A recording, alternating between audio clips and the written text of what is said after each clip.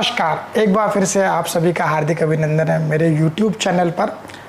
मंत्र मणि और रुद्राक्ष की ये वीडियो सीरीज में आज आपके सामने दूसरा भाग आप सभी के लिए लेकर के आए हैं। स्निग्धा प्रभानुलेपी स्वाच्छोर्चिष्मान गुरु सुसंस्थान अंतः प्रभोतिरागो मणिरत्न गुणा समस्तानाम, अर्थात निर्मल स्वप्रभा से दीप्त मतलब कि लस्टर मारने वाला, साफ सुथरा, कांति संपन्न, भार युक्त, सुंदर आकृति वाले, बीच का हिस्सा चमकदार हो तो ऐसा पद्मराग अर्थात रूबी जेमस्टोन जो राजा धारण करता है उसको कभी रोग से होने वाले दोष नहीं होते। उसके राज्य में इंद्रदेव कभी सूखा नहीं पड़ने देते। वे ऐसे मणि के प्रभाव से उसके शत्रु भी उसका कुछ नहीं बिगाड़ पाते हैं। अस्तु, ऐसा वराह मिहिर जी का वचन है। परंतु लोकतांत्रिक व्यवस्था में राजा तो वही है जो किसी सामाजिक, आर्थिक व राजनीतिक समूह का नेतृत्व करता हो, वह नौकरी वाला हो या फिर व्यापारी, कोई भी हो सकता है। इसलिए अपनी जन्म पत्रिका के आधार पर आप यह रत्न धारण कर सकते हैं। यह कोरेंडम परिवार का एक रत्न है, इसको हम हिंदी में जो वराह मिहिर जी ने लिखा है, संस्कृत में भी कहते हैं, कुरुंदम समूह कहते हैं। तो उसी परिवार का एक रत्न है जिसका संबंध सूर्य ग्रह से माना जाता है। सबसे अच्छा माणिक्य सामान्य तौर पर म्यांमार का समझा जाता है। इसके अलावा यह रत्न काबुल, श्रीलंका और भारत में गंगा नदी, विंध्याचल व हिमालय के पहाड़ी क्षेत्रों में भी प्राप्त होता है। इसमें ध्यान रहे कि बाजार में अधिकतर सिंथेटिक रूबी ही उपलब्ध होते हैं, तो संभव हो तो नेचुरल जेमस्टोन ही खरीदें। अब जानते हैं सिंथेटिक रूबी क्या है। विज्ञान की दृष्टि से देखें तो माणिक्य एक खनिज पत्थर है जिसमें एल्युमिनियम, ऑक्सीजन, लोहा तथा क्रोमियम आदि तत्वों का मिश्रण होता है। तो इसी तत्व को समझते हुए वैज्ञानिकों ने 1909 में इसका निर्माण किया था। तब से ये ही प्रचलन में चल पड़े। यह प्राकृतिक माणिक्य की तुलना में काफ़ी सस्ता होता है, इसलिए जो है बाजार में के हिसाब से ये फिट भी बैठता है।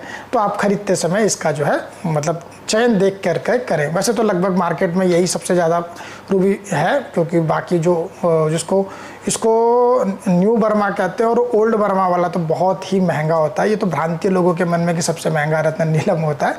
एक्चुअल में देखा जाए तो माणिक्य अपने आप में बहुत महंगा रत्न है। अब देखिए रत्न धारण करने की विधि। इसके विषय में प्रयोग क्रम दीपिका ग्रंथ में वर्णन मिलता है कि सोना, चांदी व तांबे से मिश्रित अंगूठी या रत्न से जड़ित अंगूठी को अभिमंत्रित कर धारण करने से अति शुभ फल की प्राप्ति होती है। अभिमंत्रित करने की सबसे उत्तम विधि है रत्न से संबंधित ग्रह के बीज मंत्र का जाप, पूजन व हवन। ये आप कर सकते हैं अपने पंडित जी से बोल करके, जब आप अंगूठी बनवाएं अपने लिए कभी, तो ये विधि करके ही धारण करें तो आपको उसी प्रकार अच्छे फल की प्राप्ति होगी। जैसे कोई मूर्ति जब आप लेकर के आते हो उसकी प्रतिष्ठा कराते हो उसका फल मिलता है, उसी प्रकार से रत्न का भी आपको फल लगेगा। अभी रत्न क्यों धारण करना चाहिए, इसके पीछे का ज्योतिषीय दृष्टिकोण यह कहता है कि व्यक्ति विशेष जिस नक्षत्र या जिस राशि में जन्म लेता है उस ग्रह से संबंधित रत्न, वृक्ष तथा औषधियों के साथ व्यक्ति का परस्पर संबंध होता है। इसके साथ व्यक्ति के जीवन के तंतु जुड़े हुए होते हैं। शायद यही कारण है कि आयुर्वेद में भी उपचार के लिए रत्न के अर्क का प्रयोग किया जाता रहा है। इसलिए ऐसा माना जाता है अपने ग्रहों के जो है अनुसार रत्न धारण करने से व्यक्ति के जीवन की बाधाएं दूर होती है। वह अपनी इच्छा अनुसार मटीरियलिस्टिक और स्पिरिचुअल सक्सेस अचीव करता है। अब बात करते हैं अगला जो रत्न है मोती, उसके विषय में। इसके विषय में बृहत संहिता में आचार्य जी क्या कहते हैं, दिव्य भुजग शक्ति शंखा भ्रवेणु तिमिसूकर प्रसूतानि मुक्ता फलानि तेषाम बहु साधु च शुक्तिजम भवति। अर्थात हाथी, सर्प, सीपी, शंख, मेघ, बांस, मछली और सूअर से मोती उत्पन्न होता है। उनमें से भी सबसे श्रेष्ठ सीपी से प्राप्त होने वाला मोती है। यह चंद्र का रत्न है। इसे धारण करने से चंद्रमा से संबंधित शुभ फल में वृद्धि होती है और यह मन को शांत रखने में सहायक होता है। वैज्ञानिक दृष्टि से मोती का रासायनिक तत्व कैल्शियम कार्बोनेट है। एक समय ऐसा भी था जब हीरे के बाद मोती को संसार में सबसे मूल्यवान रत्न माना जाता था। यह मोती फारस की खाड़ी, श्रीलंका, बंगाल की खाड़ी, ऑस्ट्रेलिया, वेनेजुएला तथा जापान आदि से प्राप्त होता है।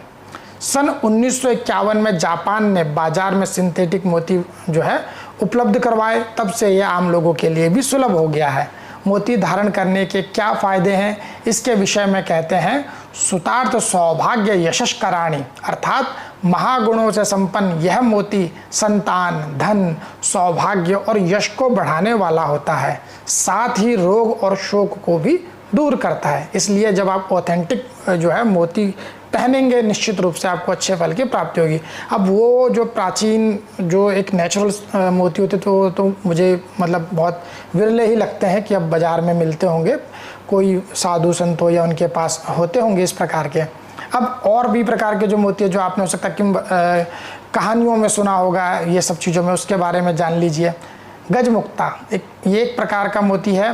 गजमुक्ता के बारे में कहा गया है कि यह ऐरावत कुल में उत्पन्न है। ऐरावत हाथी का नाम सुनकर आप समझ गए होंगे कि ये कौन है, भगवान इंद्र जिसकी सवारी करते थे और समुद्र मंथन में निकला था। ये 14 रत्नों में से एक रत्न था।